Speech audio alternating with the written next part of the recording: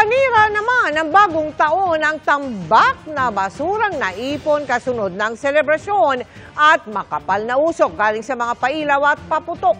Tinutukan niya ni Ivan Mayrina.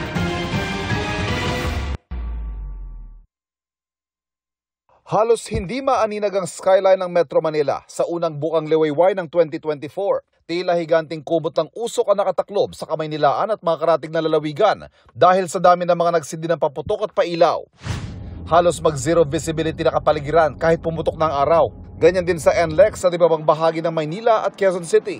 Dahil po yung thermal inversion at the same time nangyari po yung putukan, yung pollutants po or yung components, dry particles po dulot nitong mga paputok, pati na rin po yung pollution sa ating kapaligiran ay naghalo-halo at nagsama-sama. Kaya mas makapal po siya compared sa normal na nararanasan natin ni haze or smog kumbaga dahil po mga nakaraang buwan.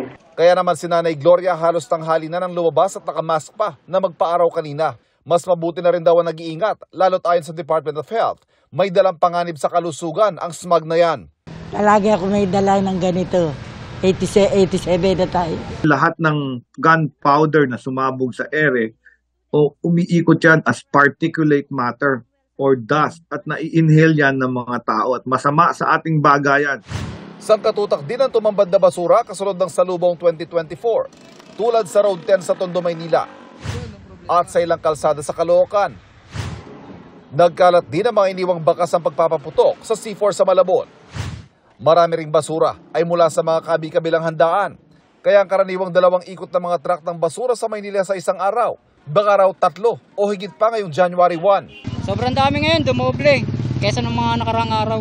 Para sa GMA Integrated News, Ivan Mayrina, nakatutok, 24 oras.